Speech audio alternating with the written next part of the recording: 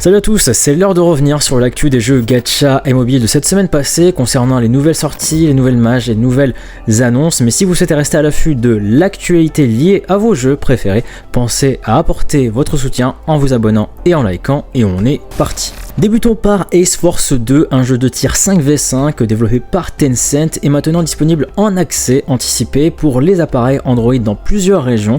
Le jeu propose des combats tactiques avec des graphismes de style animé rappelant des jeux comme Valorant ou Overwatch, développé par Morphin Studio et publié par Level Infinite qui sont également derrière Nikke Goddess of Victory, avec des développeurs de l'ancien jeu Area F2 également impliqués. À préciser que ce jeu sera disponible uniquement sur Android avec une date de lancement en version globale à venir. Nous en parlions le mois dernier de projets que Hoyoverse avait débuté et nous avons des détails plus concrets où Hoyoverse a enregistré deux nouvelles marques que sont Asta with Haven et Hoshimi Haven, suggérant que le développement de nouveaux jeux avec un qui serait similaire à Animal Crossing ou Harvest Moon et le second proposerait un genre MMO RPG. En tout cas, ces rumeurs se confirment petit à petit et avec le lancement récent de Zenless Zone Zero, Hoyoverse a maintenant clairement la place pour se focaliser sur ses futurs projets. Dolphin Waves débute son événement de collaboration avec Senran Kagura à partir du 28 juin avec des missions et des bonus de connexion exclusifs. De nouveaux personnages et objets exclusifs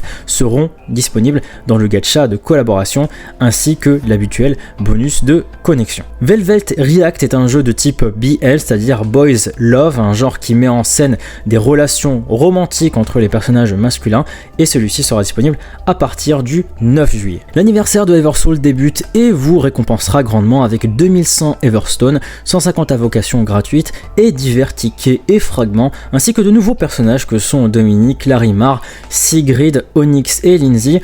Mais en tout cas, en remarquant les récentes images du jeu, je n'avais pas remarqué que Eversoul était un jeu très fan service, mais plus du côté mignon. Alors n'hésitez pas en commentaire à confirmer ou à affirmer mes impressions. Après 2 ans de vécu, le jeu Tactical en provenance de Corée, qui avait à l'époque montré un gros potentiel, Archland, eh bien va fermer ses serveurs et ne proposera jamais de version globale, celui-ci n'ayant jamais pu décoller dans les revenus mensuels, qui est l'une des raisons pour lesquelles celui-ci n'aura pas fonctionné. En tout cas, dites-moi en commentaire si vous aviez été l'un d'entre eux ayant testé le jeu ou voire même espérer que le jeu puisse être disponible en version globale. Autre fermeture de poids, ce sont les serveurs de Broken Heaven, un jeu dont j'ai parlé plusieurs fois sur cette chaîne qui est exclusif au marché chinois et qui seront désactivés à partir du 9 octobre.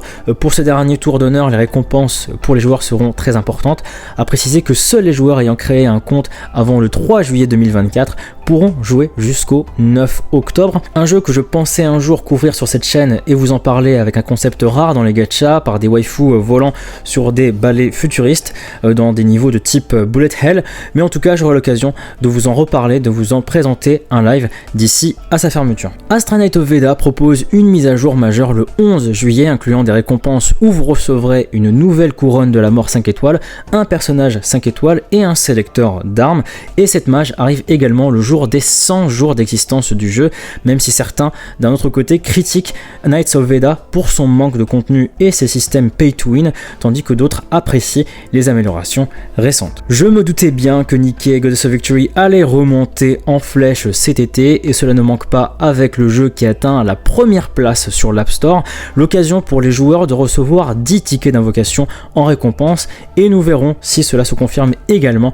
avec les chiffres des revenus gacha pour le mois de juillet. Ellipsoul est un RPG tactique semi-temps réel où vous dirigez une équipe d'explorateurs dans une abîme remplie de monstres. La stratégie et la gestion de la santé mentale de l'équipe sera importante, mais à préciser dans cette actu que celle-ci sera disponible à partir du 23 juillet en version uniquement chinoise. Le Tokyo Game Show 2024 n'est plus qu'à quelques semaines de son ouverture pour le 23 septembre et plusieurs grands noms de l'industrie du jeu vidéo comme Aniplex, Cygames, Level Infinite, Kudo Games et Nexon participeront à l'événement. Clairement, les plus gros jeux où on espère des nouvelles seront Arknights Enfield, Project Awakening, Project Mugen, Project Akatsuki et aussi Breakers Unlock the World pour ne citer que.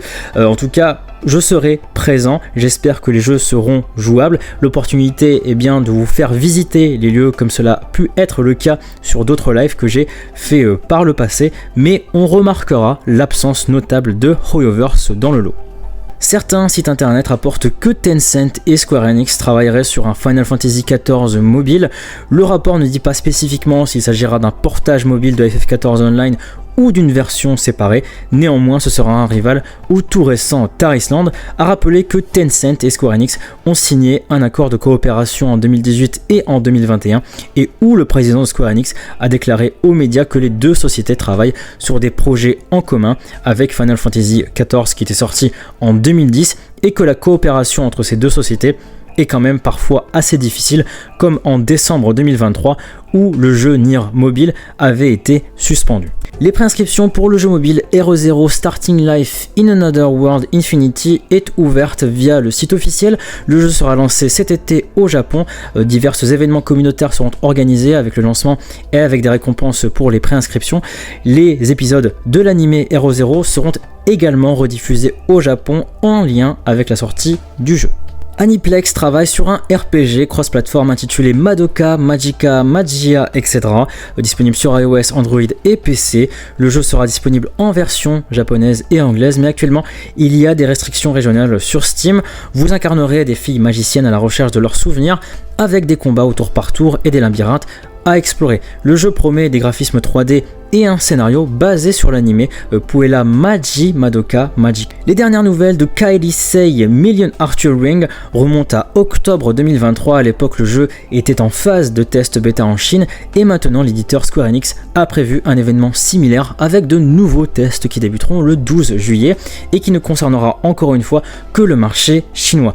Vous aurez un style de combat au tour par tour qui combine des éléments de cartes à collectionner et d'exploration en monde ouvert. Une actualité qui me fait personnellement plaisir, l'éditeur de jeux YoStar a annoncé lors de l'Anime Expo 2024 qu'une version anglaise de Heaven's Burn Red est en cours de développement, la version japonaise elle étant sortie en 2022.